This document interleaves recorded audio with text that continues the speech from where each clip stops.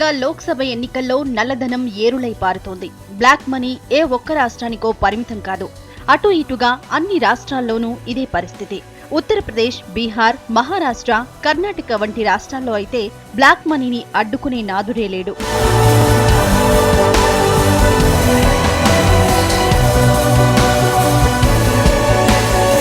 ఎన్నికలంటే డబ్బే డబ్బు. సొమ్ములు బయటకు తీయందే ఏ ఒక్క చిన్న పని కాదు. దీనికంతటికీ వైట్ మనీ ఏమాత్రం ఉపయోగించరు. ఎన్నికల సంఘానికి సమర్పించే జమా ఖర్చుల్లో ఇరుక్కోకుండా ఉండేందుకు లెక్కాపత్రం లేని నల్లధనం పెట్టెలను తెరుస్తారు. ఓటర్లను ప్రలోభపరచడానికి ఎడాపెడా వెదజల్లుతారు.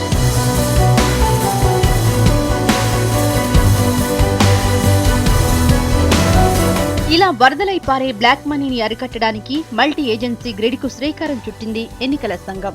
ఈ ఇంటెలిజెన్స్ గ్రిడ్ లో financial, security intelligence, income tax intelligence, directorate of revenue intelligence లాంటి 10 అత్యంత కీలకమైన శాఖలకు చెందిన ఆఫీసర్లను నియమించారు. వీరంతా నగదు లావాదేవీల వ్యవహారాల్లో నిష్ణాతులు.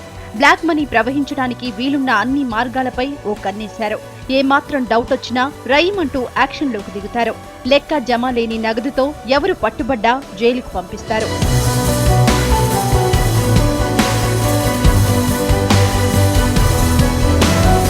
మల్టీ ఏజెన్సీ గ్రిడ్ ఏర్పాటైతే ఎంతో ఆర్భాటంగా జరిగింది.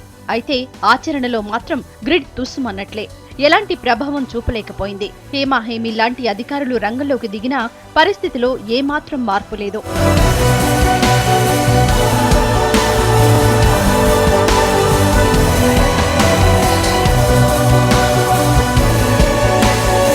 అధికారులు ఎన్ని చర్యలు తీసుకున్నా అక్రమార్కులు తెలివి మీరారు. పోలీసుల కళ్లుగప్పి బ్లాక్ మనీని తరలించారు.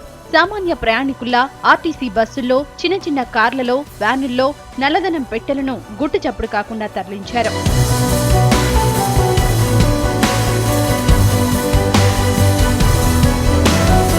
మొత్తం మీద బ్లాక్ మనీ ప్రవాహానికి అడ్డుకట్ట వేయడంలో ఫెయిల్ అయింది మల్టీ ఏజెన్సీ గ్రిడ్.